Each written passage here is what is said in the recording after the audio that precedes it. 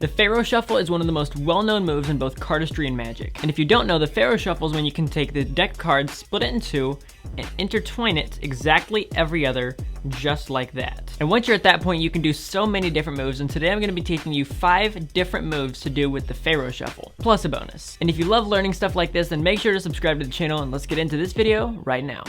Now the first one I'm going to teach is the Faro Fan, and if you don't already know the Faro Shuffle, clearly it's the premise of this video, so you'll want to go learn that. I have already taught it on the channel, so check it out in the description below. But the basic concept of the Faro Fan looks like this. You do a Faro Shuffle first, and then if you do it vertically, it's going to end up looking like this. You take the cards and you do it vertically. This is the vertical Faro Fan. Both of them look absolutely stunning, and this is where I teach you how to do move number 1 of the moves you can do with the Faro Shuffle. Now for the rest of the video, I'm going to assume that you've already mastered the Faro Shuffle, excluding getting that one card off right there, so we'll just do that for now. But with that being said, I'm just going to assume that you've already learned how to do this. If you have, again, it's going to be in the description and popping up on the screen at the end of the video. So you should be right here. Let me show you the grip that you should have for this Faro Fan.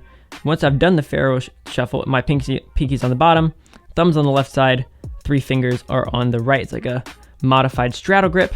What I'm going to do though is take this top card and move it down. You'll want all the cards down there on the bottom, and I'll explain why that is in a second. Now, you're going to come over with your right hand, thumb on top of thumb, middle on top of index. So I'm gripping it right on that point where all the cards intersect with just my right hand. That way I can free up my left hand to get into the grip it needs to be in. So if you don't already know the thumb fan or any other fan, you'll definitely want to know those as definitely like prerequisites to this move. If not, you can do this one first technically, and then it just makes those other moves really easy because this one is definitely more advanced. You're going to be taking this long edge here on the bottom packet, and you're going to be putting it into this pad in between your thumb and index finger. So right here is where the side of these playing cards are going to go. It's going to be stuck right there, and you're going to be pinching right down right there. So once you've got there, your thumb, middle, ring, and index are going to come on either side, and you're going to be pinching it between, for me, my thumb and ring finger at the bottom center of here. So this is what it looks like from the front, and then I'll show you the back, but I'd have to walk all the way around the camera. But for the most part, you really understand. So even if I move this, this is what the grip looks like because it has to be flat. So this is the grip that you are in. Then for me, I use my thumb, so I have this all lined up. My thumb is now going to be, my right thumb is right here, resting on the back of my hand, touching those cards. And then these 3 fingers over here are going to be on the right side, just maneuvering it here. Make sure, again, it's all the way left. And then you're going to rotate your thumb in a circle going clockwise. You're going to rotate in a circle. Doing this slowly definitely makes it more difficult, so highly recommend not doing it slowly. But if you do it in actual real time, make sure you have it flat, and it ends up looking like that. Now we're on to move number 2. I just did this to save a second of time, but move number 2 is going to be called Friffle, and this time it's going to look like this. A beautifully executed move looking like that.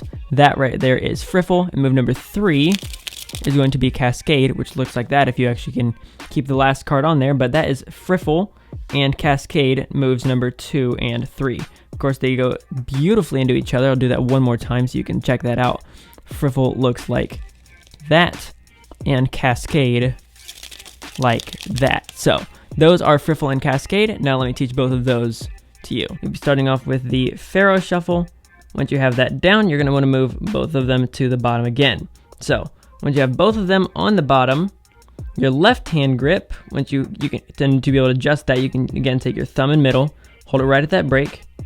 You're going to want 3 fingers on the bottom. Thumb is going to be on the top, and this is going to be because you're holding it horizontally that I can say bottom and top because your hand is going to be like this, not vertically.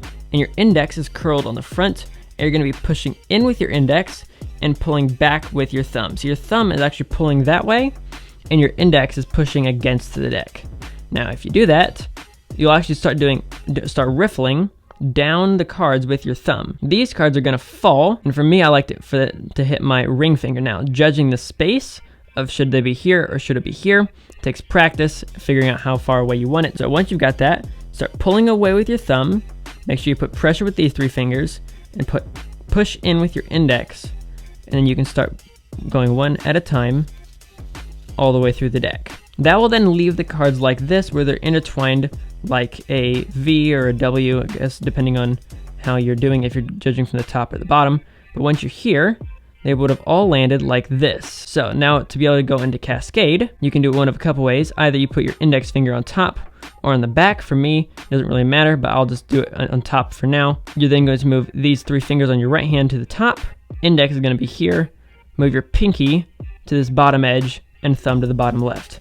Then you can actually hold it like this. So this is what it looks like from the front. Pinky and thumb are on the 2 bottom edges. Middle ring are on the 1 long edge, and index is actually stuck in between the 2.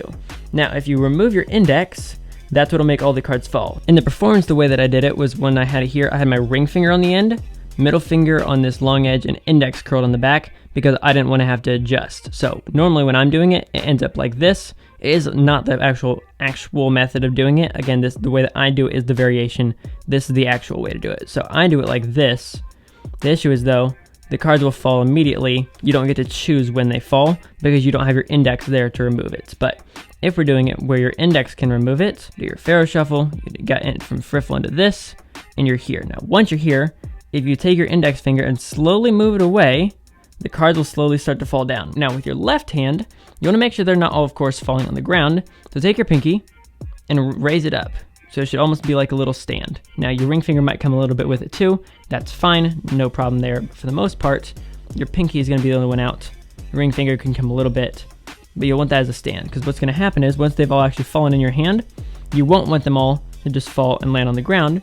Right now, my pinky is the one holding them all. Of course, if I removed my pinky and I wasn't holding on to them, gravity would take it all. They all fall on the ground, and we can all cry together. And of course, if you're wanting more in-depth tutorials of all of these, I have made tutorials for, I think, all of them except for Bloom, so make sure to check that out in the description below. If you're like, okay, well this wasn't quite in-depth enough, I have done in-depth tutorials on all of these. Now we're on to move number 4.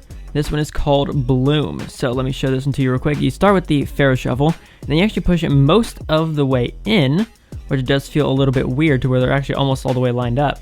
And this is where you can actually do the move Bloom. Have to adjust the grip slightly, undo it, and then it ends up looking like that. So that right there is Bloom. Now let me teach you how to do it. When you do it, you want to make sure that when you're cutting it perfectly in half, this one does have to be perfectly in half, where Friffle and Cascade wouldn't technically have to be. This one does. So you're going to want to have every other. The one has to be on the bottom on this side and on the top on this side. So you don't want this one to be here. You want this one to be up at the top on the right side. Push it in most of the way. You're going to be here like this. So again, a little bit off the top, a little bit off the bottom. My thumb is going to be on this long edge, index and middle over here, and pinky's on the right side. So it's kind of like a modified biddle grip, and your left hand is going to be the same. So except for it's going to be coming over from the back side, thumb on one side, index and middle, ring finger on the outside. So once you're here, you're going to scoot it all the way to the edge. I end up curling my index finger, and then you're going to pull apart with these 2 decks. I'm going to pull down, that way they come both down with one of each other, and they start to intertwine like this until they're like so. So they're almost vertically, almost actually completely separated at this point. But before you separate them, you're going to start to take your ring fingers on the outsides and pull back in. That's what made it spread to this point.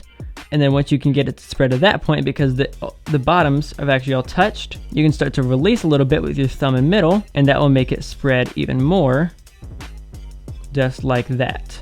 So once they have spread all the way, again, and then your index or fingers are going to making sure they don't just like fall off like that to the right side, as your index fingers are catching those.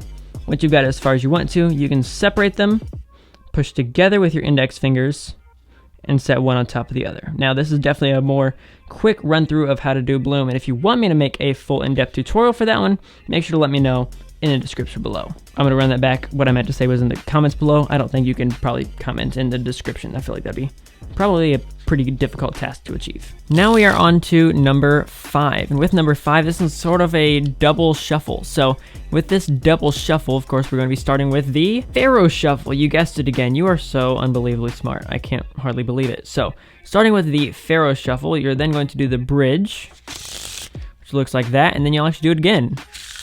That is the double shuffle, and now let me teach this to you. Now, number 5 is going to be the double shuffle. And after this, there is a bonus, so make sure to stick around for that afterwards. Do the Faro shuffle.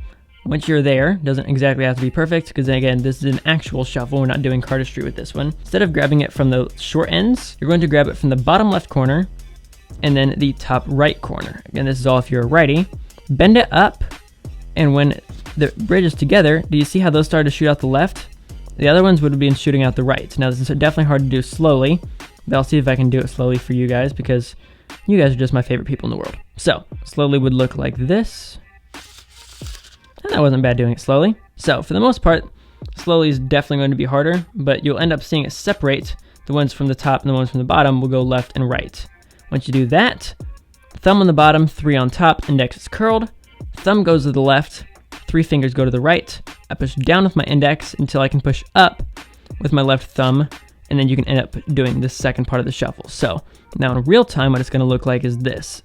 Again, Faro shuffle all the way through, push them together, thumb, middle, and ring. There's the first one, push it up.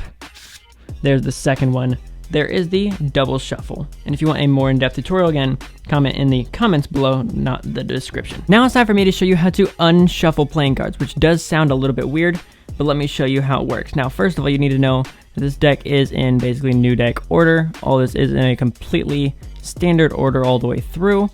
Ace to king, king to ace, king to ace. So when you re-see this order again, you'll then know what's happening. So first of all, you have to cut this exactly down the middle in between the 2 kings, okay? Once you do that, the top ace has to stay the top ace the entire time, and then you execute a perfect Faro shuffle and intertwine them.